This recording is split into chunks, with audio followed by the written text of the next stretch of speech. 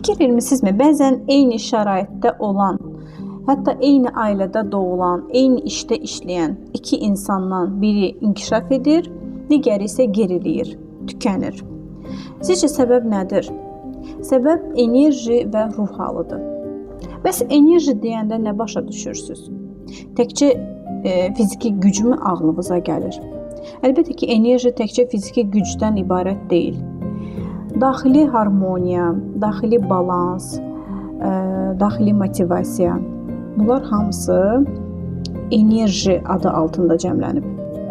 Əgər insanın içində enerji yoxdursa, ən yaxşı şərait, yaxşı imkanlar belə onun həyatına müsbət təsir edə bilmir. Bəs gəlin görək, enerjimizi aşağı salan faktorlar hansılardır? Birinci növbədə düşüncələr, əlbəttə ki, neqativ düşüncələr. Şübhələr, özümüzə qarşı, görəsən eləyə bilərəmmi, bunu bacara bilərəmmi? Və yaxud da həyatımızdakı insanlara qarşı olan şübhələr. Gileylənmə, narazılıq, başqalarının haqqında pis düşüncələr, başqalarının qeybətini etmələr, bunlar hamısı bizim enerjimizi aşağı salan faktorlardır. Əlbəttə ki, bura düzgün qidalanmamaq, yuxuya lazımi qədər vaxt ayırmamaq, yəni düzgün yuxu rejiminin olmamağı bura təsir edən amillərdən biridir.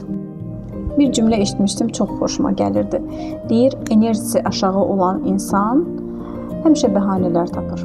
Yəni, hər hansısa bir fürsət çıxıb qarşısına onu edə bilmək, cəhd etmək əvəzinə mütləq bəhanə tapacaq. Belə insanla qarşılaşanda bilin ki, o daxili enerjisi çox aşağı olan bir insandır. Enerjinin əlbəttə ki, bizim daxili aləmimizdə, düşüncələrimizlə, ruh halımızla çox böyük əlaqəsi var. Bəs yaxşı, ruh nədir? Ruh bizim qeyri-maddi vücudumuzdur. Ruh bizim qəlbimizdir, daxili balansımızdır. Və əlbəttə ki, ruh yorulubsa, enerji də mütləq aşağı düşəcək. Bəs bizim enerjimizi yüksəldən faktorlar hansılardır?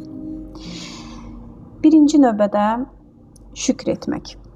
Hər zaman, hər anımıza, yaşadığımız həyata, əldə etdiklərimizə, hətta etmədiklərimizə, əlimizdə olan hər şeyə görə şükr etməyi bacarmalıyıq.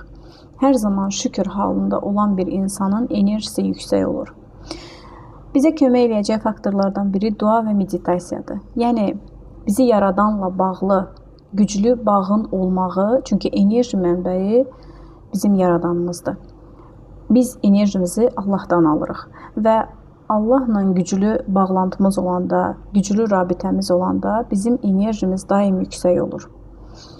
Düzgün həyat tərzi, düzgün qidalanmaq, düzgün yuxu rejimi əlbəttə bura daxildir.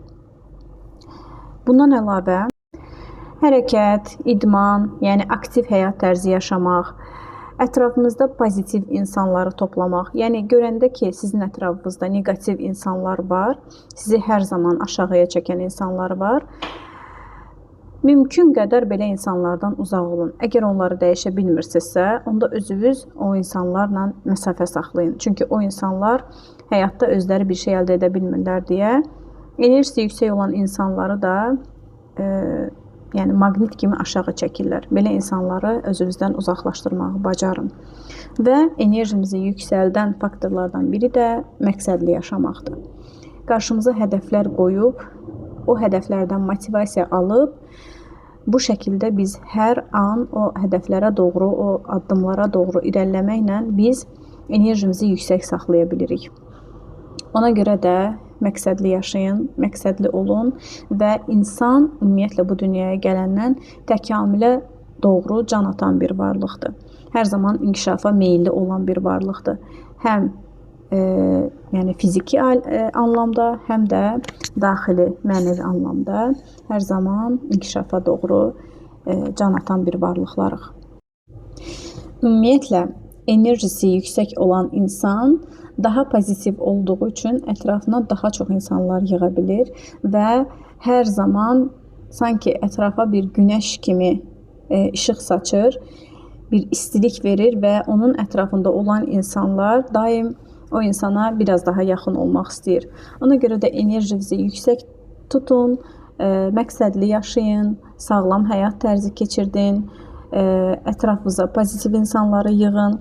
Bu sizin həm həyatınıza gözəl təsir eləyəcək, həm də sizin ətrafınızda olan insanların xoşbəxtliyinə müsbət təsir eləyəcək.